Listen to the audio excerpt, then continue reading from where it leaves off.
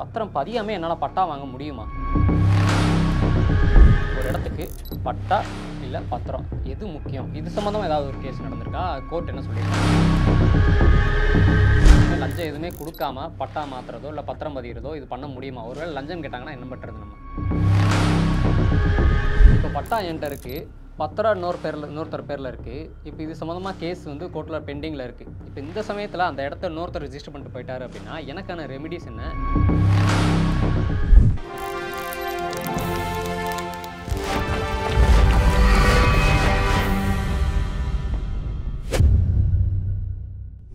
அப்போது பட்டா இல்லாமல் வெறும் பத்திரத்தை மட்டும் வச்சுமே ஒரு வீட்டையோ இல்லை இடத்தையோ விற்கிறதுக்கு வாய்ப்புகள் இருக்குது. ஆனால் வெறும் பட்டாவை மட்டும் வச்சு ஒரு இடத்தையோ வீட்டையோ விற்கிறதுக்கு வாய்ப்பே இல்லை.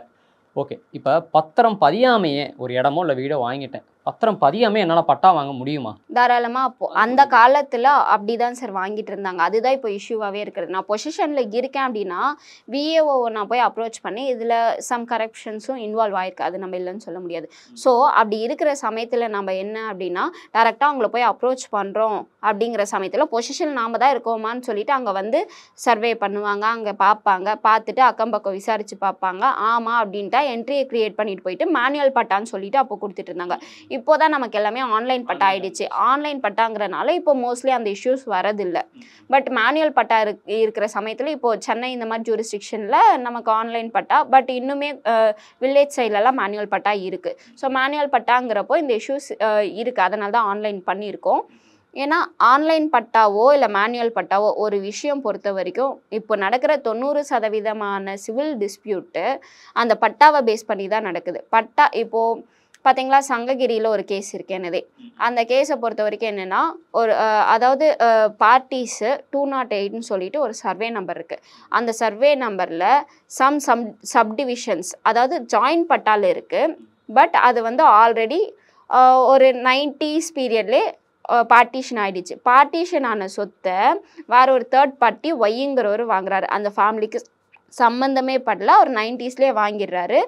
அவங்களுக்கு அப்போவே சப்டிவைட் ஆகிடுது, டைட்டில் எல்லாமே கிளியராக வந்துடுது. ஆனால் ஜாயின் பட்டா இருக்கிற ஒரே ஒரு ரீசனுக்காக ஆஃப்டர் த லேண்ட் அக்யூசேஷன் என்ன பண்ணுறாருனா அவர் வந்து லேண்ட் அக்யூசேஷன் பண்ணதில் அவருக்கு நிறைய எக்ஸ்டென்ட் போயிடுது. ஸோ அவங்க வந்து அப்போவே லேண்ட் அக்யூசேஷன்லேருந்து பேப்பர் பப்ளிகேஷன் கொடுத்து கூப்பிட்றாங்க.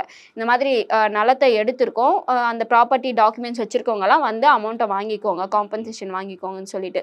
ஸோ இவர் வந்து நம்ம பார்ட்டி எடுத்துகிட்டு போகிறாரு. பட் ஆப்போசிட் பார்ட்டி அதெல்லாம் எதுவுமே எடுத்துகிட்டு போகிறதில்ல. ஸோ 208ல் இருக்கனால அமௌண்ட் இவருக்கு வந்துடுது, அவங்களுக்கு வரதில்லை. சர்வே நம்பர் சர்வே நம்பரில் இருக்கிறனால அவங்களுக்கு வந்துடுது, ஆப்போசிட் பார்ட்டிக்கு வரதில்லை. பட் இதில் என்ன பிரச்சனை நடக்குதுன்னா ஜாயின் பட்டாங்கிறனால என்னோட சொத்து போயிடுச்சு, ஆனால் எனக்கு பணம் வரல. நீங்கள் வந்து வாங்கலை, அப்ரோச் பண்ணல லேண்ட் அக்யூசேஷன் டிபார்ட்மெண்ட்டுன்னா நீங்கள் ப்ராப்பராக அப்ரோச் பண்ண வேண்டிய டிபார்ட்மெண்ட் அங்கே. உங்களுக்கு அப்படி விருப்பம் இல்லை, ஆட்சேபணம் இருக்குது அப்படின்னா இன்னொரு விஷயம், லேண்ட் அக்யூசேஷன் டிபார்ட்மெண்ட்லேயே நம்ம ஓப்பனாக சொல்லலாம் எனக்கு இதில் விருப்பம் இல்லைன்னு சொல்லிட்டு நம்ம அங்கேயே அப்பீல் போகலாம். எனக்கு அமௌண்ட் பத்தலன்னு போகலாம், இல்லை எனக்கு ஆல்டர்னேட்டிவான லேண்ட் வேணும்னு போகலாம், இல்லை எனக்கு அதே லேண்ட் வேணும்னு நம்ம டிமாண்ட் பண்ணலாம். But public interest will prevail over the private interest சொல்லிட்டு நமக்கு ஒரு டேர்ம் இருக்குது, ஓகேங்களா? அதாவது பொதுமக்களுக்கு ஒரு தேவை இருக்கும் பட்சத்தில் தனிநபர் வந்து அவருடைய உரிமையை விட்டு கொடுத்து தான் ஆகணும். அப்படி ஒரு டேர்ம் இருக்குது. பட் அது நம்ம ஸ்டாண்ட் எடுக்கணும்னா எடுக்கலாம். பட் அது ஒரு பொதுமக்களுக்கு அது பயன்பாட்டுக்கு வந்தால் மிகவும் உதவியாக இருக்குன்னா அது நம்ம ஆப்வியஸாக கொடுக்குற மாதிரி தான் அட் லாஸ்ட்டில் வரும். உங்களுக்கு அப்படி அங்கே அப்ஜெக்ஷன் இருக்குன்னா நீங்கள் அங்கே போயிருக்கணும். அதை விட்டுட்டு எந்த வந்து ஜாயின் பட்டால் இருக்குது அப்போலேருந்து ஒரே சர்வே நம்பர் தான், பட் அதில் சப்டிவிஷன் தான் வேறு, அதனால் எனக்கு ஜாயின் பட்டா இருக்குதுன்னு சொல்லிட்டு அவங்க என்ன பண்ணுறாங்கன்னா பார்ட்டிஷன் சூட் போடுறாங்க. ஆல்ரெடி பார்ட்டிஷன் ஆன ஒரு சொத்தை திரும்ப அவங்க பார்ட்டிஷன் சூட் போட்டு தேவையே இல்லாமல் அந்த பட்டா ஒரு விஷயத்துக்காக இப்போ அவங்க கிளைம் பண்ணிகிட்ருக்காங்க. ஸோ இங்கே காஸ் ஆஃப் ஆக்ஷனே கிடையாது. அங்கே வந்து ஒரு கேஸ் போடுறதுக்கான ஒரு மூலத்தன்மையே கிடையாது. ஏன்னா ஆல்ரெடியே பிரிஞ்சிச்சு. பிரிஞ்ச ஒரு சொத்தில் பட்டா இருக்குது, அதனால் என் சொத்து அங்கே இருக்குதுன்னு சொல்லிட்டு அவங்க அதை கிளைம் பண்ணுறாங்க. சரி, இவ்வளோ நேரம் வந்து பட்டா எப்படி பட்டா பத்திரம் எப்படி ஸ்டார்ட் ஆச்சு, ரெண்டுக்கு என்ன வித்தியாசம், இந்த பட்டா பத்திரம் இருந்து இல்லாமல் இருந்துச்சுன்னா என்னென்ன பிரச்சனைகள் வரும், நீங்கள் ஒரு எக்ஸாம்பிள் ஒரு கேஸ் சொன்னீங்க. இப்போ ஃபைனலாக ஒரு இடத்துக்கு பட்டா இல்லை பத்திரம் எது முக்கியம்? இது சம்மந்தமா ஏதாவது ஒரு கேஸ் நடந்திருக்கா? கோர்ட் என்ன சொல்லியிருக்காங்க? நமக்கு சுப்ரீம் கோர்ட் வரைக்குமே நிறைய, ஏன்னா ட்ரையல் கோர்ட்டை பொறுத்த வரைக்கும் அதை வந்து நமக்கு ஓவர் ரூல் பண்ணி நிறைய ஜட்ஜ்மெண்ட்ஸ் வந்துட்டே தான் இருக்கும். ஏன்னா இப்போ எனக்கு ட்ரையல் கோர்ட்டில் ஒரு கேஸ் வருது, டிஸ்ட்ரிக்ட் கோர்ட்லேயோ இல்லை முன்சிஃப் கோர்ட்லேயோ எனக்கு ஒரு ஜட்ஜ்மெண்ட் வருது அப்படின்னா அதுக்கு நான் அப்பீல் டிஸ்ட்ரிக்ட் கோர்ட் போவேன், டிஸ்ட்ரிக்ட் கோர்ட்லேருந்து ஹை கோர்ட் போவேன், ஹை கோர்ட்லேருந்து சுப்ரீம் கோர்ட் போவேன். ஸோ அட் லாஸ்ட் சுப்ரீம் கோர்ட்டில் நமக்கு என்ன சொல்கிறாங்களோ அதுதான் ஃபைனலான டிசிஷன். ஸோ அப்படி பார்க்கையில் சுப்ரீம் கோர்ட்டில் நம்ம பார்த்தோன்னா ஏகப்பட்ட ஜட்ஜ்மெண்ட்ஸ் இருக்குது. ஃப்ரம் 1950s பீரியட்லேருந்து ஸ்டில் நவ் இப்போ வரைக்குமே நமக்கு நிறைய ஜட்ஜ்மெண்ட்ஸ் வந்துட்டே தான் இருக்குது, டே டு டே அப்டேட் ஆகிட்டே தான் இருக்குது. பட் அதில் மேஜராக 99% எல்லாமே என்னென்னா ஒரு கேஸுக்கும் ஒன்று வச்சு நம்ம இன்டர்பிரிட்டேஷன் எடுத்துக்கலாம். அதாவது எக்ஸுங்கிற ஒரு கேஸையும் ஒய்ங்கிற ஒரு கேஸையும் வச்சு அதை மேற்கோள் காட்டி வேணால் பேச முடியுமே தவிர்த்து அதில் கொடுத்துருக்க ஜட்ஜ்மெண்ட் தான் எனக்கும் வேணும் நம்ம கேட்க முடியாது. அந்த ஒரு விஷயத்தை மட்டும் நம்ம புரிஞ்சுக்கணும். நம்மளுடைய கேஸ் என்ன தன்மை இருக்குது, அது என்னங்கிறது ஒருத்தருடைய இண்டிவிஜுவாலிட்டியை பொறுத்தது. ஓகேங்களா? ஸோ அதை நம்ம போடலாம், கிளைம் பண்ணலாம். பட் அதனுடைய நேச்சர் வந்து ஸ்லைட்டாக கண்டிப்பாக ஒரு கேஸுக்கும் இன்னொரு கேஸுக்கும் டிஃபர் ஆகிருக்கும். அப்படி இல்லை ரெண்டுமே சேம் ஒரே காஸ் ஆஃப் ஆக்ஷன் ஒரே மாதிரி தான் இருக்குன்னா நம்ம ஆப்வியஸாக கேட்கலாம். பட் அதே ஜட்ஜ்மெண்ட் தான் வேணும்னு சொல்லி டிமாண்ட் பண்ண முடியாது, கேட்கலாம். இப்போ நீங்கள் கேட்ட மாதிரி நிறைய ஜட்ஜ்மெண்ட்ஸுமே வந்திருக்கு. நான் சுப்ரீம் கோர்ட் ஜட்ஜ்மெண்ட்ஸே சொல்கிறேன். பட்டா இஸ் நாட் எ டைட்டில் டீட்னு சொல்லிட்டு எல்லாருமே சொல்லி நம்ம கேள்விப்பட்டிருப்போம். பட்டாங்கிறது ஒரு சொத்தோட உரிமையாளர் ஆவணம் கிடையாது, உரிமை ஆவணம் கிடையாது அப்படின்னு சொல்லிட்டு. ஏன்னா விஷயமே பட்டாங்கிறது நாம் அங்கே அனுபவத்தில் இருக்கோம், பொசிஷனில் இருக்கோம், அதுக்கான டாக்குமெண்ட் அப்படிங்கிறது தான் ரெவென்யூ டிபார்ட்மெண்ட் நமக்கு கொடுக்குறதுன்றது தெரியும். ஸோ அதிலே தெளிவாக சொல்லிட்டாங்க, நான் அங்கே இருக்கிறது அனுபவத்தில் இருக்கிறது, அது என்னுடைய உரிமை டாக்குமெண்ட் கிடையாது. உரிமைங்கிறது என்னன்னா ரெஜிஸ்டர்ட் ஆஃபீஸில் கொடுக்குறது. நான் போய் என்னுடைய உரிமையை நான் ரெஜிஸ்டர்ட் பண்ணி, இப்போது ஃபார் எக்ஸாம்பிள் மேரேஜ் எடுத்துக்கோங்க. மேரேஜ் நம்ம பண்ணுறோம், ஜென்ரலாக பண்ணுறோங்கிறத விட ரெஜிஸ்டர்ட் ஆஃபீஸில் போய் அங்கே எனக்கும் எக்ஸுங்கிறவங்களுக்கும் ஒய்ங்கிறவங்களுக்கும் ரெஜிஸ்டர்ட் பண்ணனா இவங்க தான் என்னுடைய லீகலான ஒய்ஃப் அப்படிங்கிறத நம்ம அங்கே சொல்லணுன்றதுக்காகவே அமௌண்ட்டை கட்டி ரெஜிஸ்டர் பண்ணுறோம். அதே ஒரு விஷயந்தான் பட்டாக்கும், சாரி பத்திரத்துக்கும் என்னென்னா நம்ம ரெஜிஸ்டர்ட் ஆஃபீஸ் போயிட்டு அதுக்கான எவ்வளோ ஸ்கொயர் ஃபீட் இருக்கோ, நம்ம கைட்லைன் வேல்யூ எவ்வளோ இருக்கோ அதுலேருந்து 9% கால்குலேட் பண்ணி, ஸோ நம்ம அது அந்த அமௌண்ட்டை நம்ம கட்டி எல்லாமே நம்ம ரெஜிஸ்டர் பண்ணி நமக்கான அமௌண்ட்டை ப்ராப்பராக நம்ம ரெஜிஸ்டர் பண்ணிக்கிறோம். அப்படிங்கிறப்போ அதுதான் நம்மளுடைய டைட்டில் டீட். அதிலே பேர் வந்துருச்சு டைட்டில் டீட். ஓகேங்களா? அது என்ன டைட்டில், சேல் டீடா, ரிலீஸ் டீடா, அது என்னவா வேணாலுமே இருக்கா, கிஃப்ட் டீடா அப்படிங்கிறது. பட் அது என்ன டீடா இருந்தாலுமே பத்திரம் தான் அட் லாஸ்ட் செல்லும், பட்டா செல்லாது. சப்போஸ் அதுலேயுமே அதுதான் கேஸ் டிஃபர் ஆகும். சப்போஸ் பட்டா வந்து நிறைய ஃபோர்ஜ்டாக இருக்குது, இல்லை பத்திரம் ஃபோர்ஜ்டாக இருக்குது அப்படிங்கிறப்போ பட்டாவும் பத்திரத்தையும் நம்ம ஒப்பிட்டு பார்த்து தான் சொல்ல முடியும். ஏன்னா அதனுடைய தன்மைக்கு தான் நம்ம அதை சொல்ல முடியுமே தவிர இதுதாங்கிறது ஜென்ரலாக ஒரு விஷயத்த சொல்லவே முடியாது. அப்போ பட்டா முக்கியமா பத்திரம் முக்கியமா அப்படின்னா அந்த அந்த அந்த வழக்கோட தன்மையை பொறுத்து. பட் மேஜராக பத்திரம் தான். பட்டா இருக்கிற இடத்துல பத்திரத்தை கொண்டு வந்து வச்சோன்னா வெயிட்டேஜ் பொறுத்த வரைக்கும் பட்டாக்கு கம்மியாக தான் இருக்கும், பத்திரத்துக்கு அதிகமாக தான் இருக்கும். அப்போ எல்லாருமே கண்டிப்பான முறையில் பத்திரம் பதிஞ்சே ஆகணும். பட்டா இல்லைனாலுமே பத்திரம் கன்ஃபார்ம் 100% பத்திரம் பதிய முடியும்னா பணம் கட்ட முடியாது. அதாவது என்னென்னா ரெஜிஸ்ட்ரேஷன் ஆக்டில் நமக்கு என்ன சொல்லியிருக்காங்கன்னா கண்டிப்பாக 17 ஆஃப் ரெஜிஸ்ட்ரேஷன் ஆக்டில் 100 ரூபீஸ்க்கு மேலே போகிறத பதிஞ்சு ஆகணும்னு சொல்கிறாங்க. பட் நீ பதிஞ்சே ஆகணும்னு சொல்ல கிடையாது. அதுதான் இப்போ நிறைய பிரச்சனையாகவும் வந்து நிற்குது. நம்ம பதியலாம், பதியாமலும் போகலாம். பட் பதிஞ்சோன்னா நமக்கு சேஃப்டி.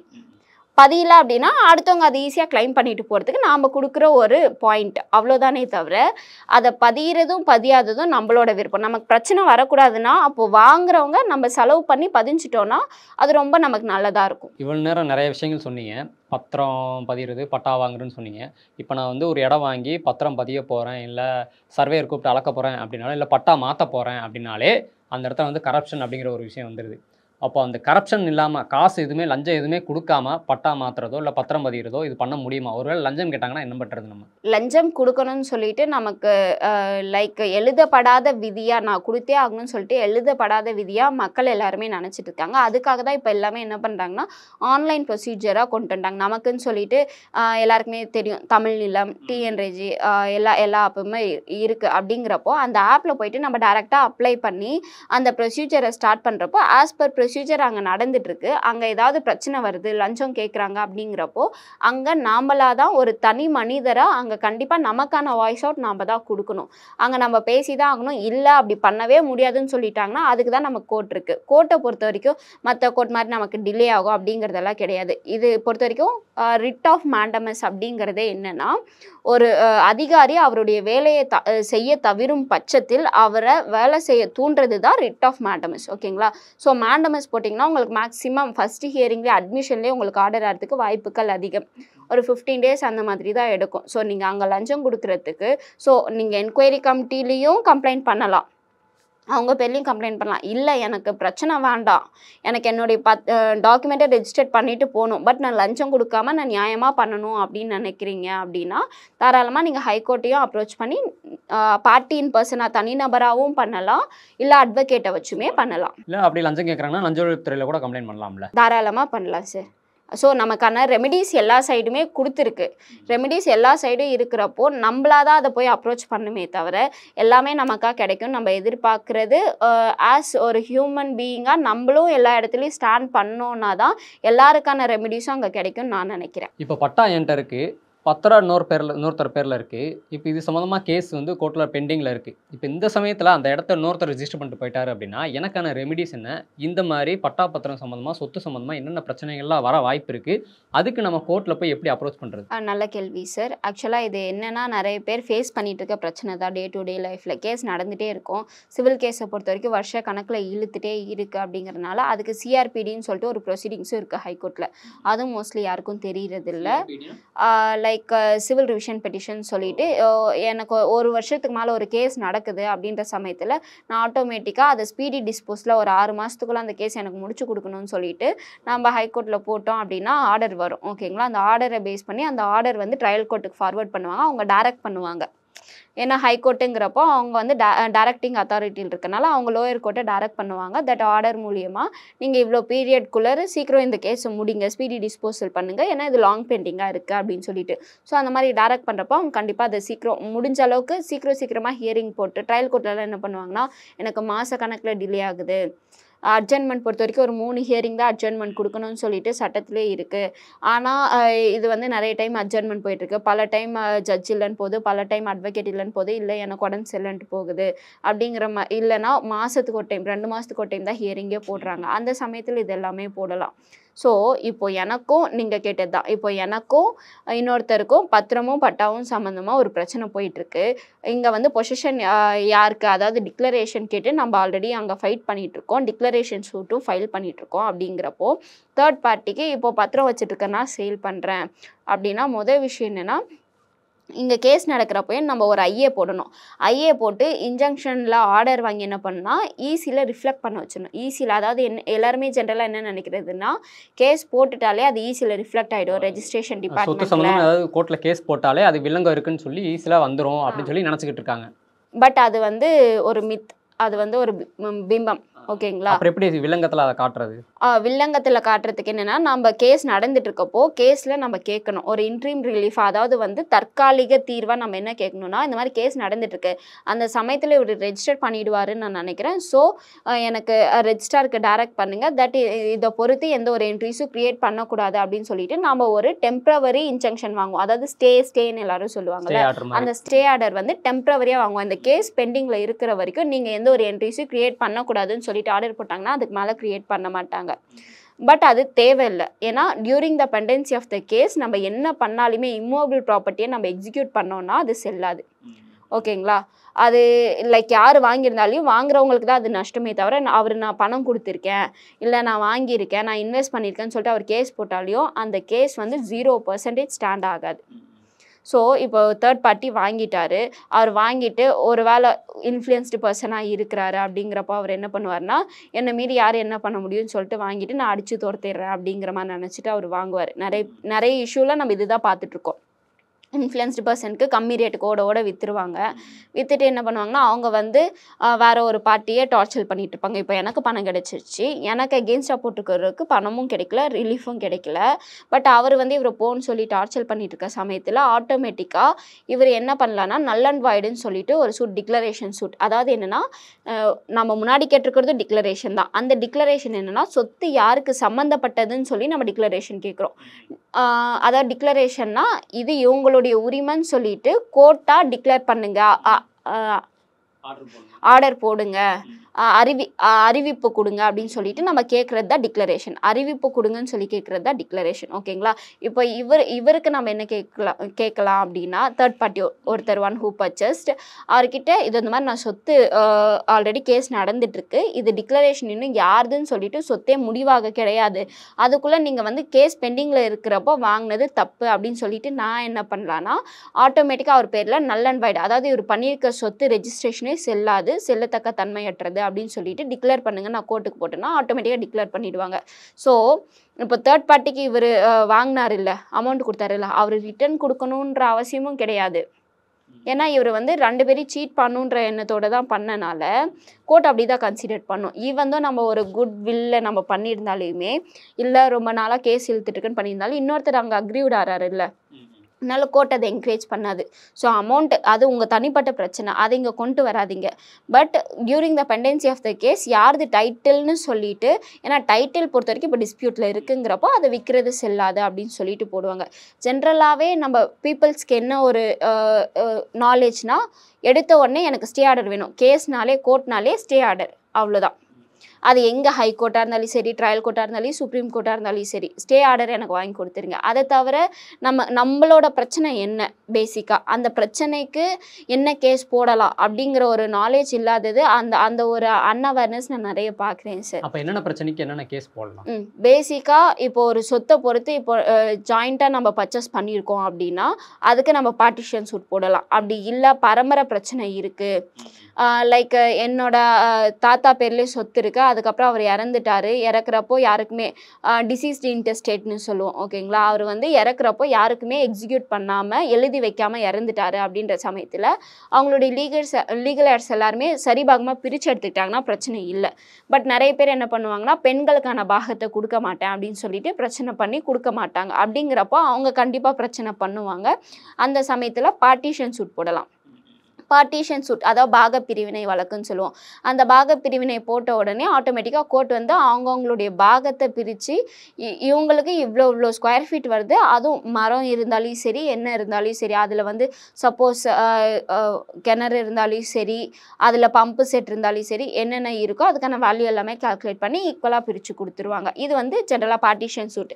இன்ஜங்ஷன் எல்லாருமே கேட்குற இன்ஜங்ஷன் ஸ்டே எதுக்கு வாங்கலாம் அப்படின்னா, ஒரு பிரச்சனை பண்ணுறாங்க, இல்லை பிரச்சனை நடந்துட்டு என்னுடைய சொத்து, நான் வீடு கட்டிட்டு இருக்கேன், என் பக்கத்து வீட்டுக்காரர் வந்து இது என்னுடைய நிலத்துல இருக்கு, இல்லை இந்த செவரு மட்டும் என்னுடைய நிலத்துக்கு வருது அப்படின்னு சொல்லிட்டு அவர் பிரச்சனை பண்ணுறாரு, நான் சர்வேரை கூப்பிட்டு அளந்து காமிச்சிட்டேன், என்னுடைய சொத்தில் தான் இருக்குது, உங்களதை விட ஒரு 2 இன்ச்சு நான் தள்ளி தான் வீடு கட்டுறேன், எல்லாத்தையுமே நான் காமிச்சுமே அவர் நம்ப மாட்டேங்கிறாரு, பிரச்சனை பண்ணுறாரு வேணும்னே. அந்த மாதிரி சமயத்தில் நம்ம என்ன பண்ணலாம்னா இன்ஜங்ஷன் சூட் போடலாம். ஒருத்தர் நமக்கான பிரச்சனையை பண்ணுறாங்க, அதாவது பிரச்சனைனா என்னென்னா அது நம்மளோட சொத்து தான், நம்மளோட இடம் தான், அங்கே எந்த வித வில்லங்கமும் இல்லைன்றதை நம்ம வந்து அன்டவுட்டபிளி நம்ம ப்ரூவ் பண்ணியுமே அவங்க பிரச்சனை பண்ணுறாங்கன்ற சமயத்தில் நம்ம இன்ஜங்ஷன் போடுவோம். அப்படி இல்லை கேஸ் நடந்துட்டு இருக்க சமயத்தில் ஏதாவது பிரச்சனை பண்ணுறாங்கன்னா அதில் வந்து இன்ட்ரீம் ரிலீஃபாக நம்ம கேட்போம். இது எல்லாமே இன்ஜங்ஷன் சூட் போடலாம். வேறு ஒருத்தர் அத்துமீறி உங்கள் விஷயத்தில் உள்ளார நுழையிறாங்கன்றப்போ மட்டும்தான் ஸ்டே இன்ஜங்ஷன். அந்த விஷயத்தில் எல்லாருமே கிளாரிட்டி ஆகிக்கணும். பிகாஸ் அப்ரோச் பண்ணுற எல்லாருமே ஈவன் அது பார்ட்டிஷன் டிக்ளரேஷன் எதாக இருந்தாலுமே அவங்க வந்து கேட்குற விஷயம் எனக்கு ஸ்டே ஆர்டர் வாங்கி கொடுங்க அப்படின்னு சொல்லி தான் கேட்பாங்க. ஸோ இந்த ஒரு அவேர்னஸ் வேணும். நெக்ஸ்ட் என்னென்னா டிக்ளரேஷன் சூட். ஏன்னா டைட்டிலை பொறுத்து ஒரு பிரச்சனை இருக்குது அப்படிங்கிறப்போ அதுதான் நம்ம இவ்வளோ நேரம் பேசின விஷயம் தான். டைட்டிலுங்கிறது பத்திரம், பட்டாங்கிறது பொசிஷன். பட் 2 பேருமே என்ன நினைப்பாங்க, 2மே டைட்டில்னு நினச்சிக்கிட்டு 2 பேருமே பிரச்சனை பண்ணிகிட்டு இருப்பாங்க. அப்படி பிரச்சனை பண்ணிகிட்டு இருக்க சமயத்தில் நம்ம என்னென்னா டிக்ளரேஷன் சூட் கேட்போம். இந்த சொத்தை பொறுத்த வரைக்கும் எனதுன்னு டிக்ளேர் பண்ணுங்க அப்படின்னு சொல்லி கேட்போம். அப்படி இல்லை நீங்களும் நானும் சேர்ந்து ஒரு இடத்த பர்ச்சேஸ் பண்ணியிருக்கோம், அப்படி பர்ச்சேஸ் பண்ணியிருக்கிற சொத்தை பார்ட்டிஷன் பண்ணுறதுல நமக்கு பிரச்சனை வருது, பாக பிரிவினை பண்ணுறதுல பிரச்சனை வருது. ஏன்னா ஒரு சிலருக்கு வடக்கு தான் எல்லாரும் எதிர்பார்ப்பாங்க. ஸோ எனக்கும் வடக்கு பக்கம் வேணும், உங்களுக்கும் வடக்கு பக்கம் வேணும்னு சொல்லி கேட்குறப்போ அப்போ பிரச்சனை வரும். அப்போது வந்து அது நம்ம டிக்ளரேஷன் சொல்லி கேட்கலாம். பார்ட்டிஷன் ப்ளஸ் டிக்ளரேஷன் ரெண்டுமே சொல்லி கேட்கலாம். ஸோ இவ்வளோ நேரம் வந்து பட்டா பத்திரம் சம்மந்தமாக எங்களுக்கும் எங்கள் நாட்டு நட மக்களுக்கும் தெளிவான ஒரு விழிப்புணர்வு கொடுத்ததுக்கு ரொம்ப ரொம்ப நன்றி மேடம். ஸோ இவ்வளோ நேரம் அட்வொகேட் மேடம் சொன்ன அந்த பட்டா பத்திரம் சம்மந்தமான விஷயங்கள் எல்லாமே உங்களுக்கு கிளியராக புரிஞ்சுக்கும்னு நம்புகிறோம். இதையும் தாண்டி பட்டா பத்திரம் சம்மந்தமாக உங்களுக்கு என்னென்ன பிரச்சனைகள் சிக்கல்கள் இருக்கோ, என்னென்ன சந்தேகங்கள் இருக்கோ, அது எல்லாத்தையும் மறக்காமல் கமெண்ட்டில் சொல்லுங்கள். அடுத்த ஒரு மெய்ப்பொருள் நிகழ்ச்சியில் அட்வொகேட் மேடம் வச்சு அதை தீர்க்கிறதுக்கு நாங்கள் கடமைப்பட்டிருக்கோம். நன்றி. என் பையனுக்கு என் சொத்துல எப்படி பங்கு உண்டோ அதே மாதிரி என் பொண்ணுங்களுக்கும் சொத்துல பங்கு உண்டு.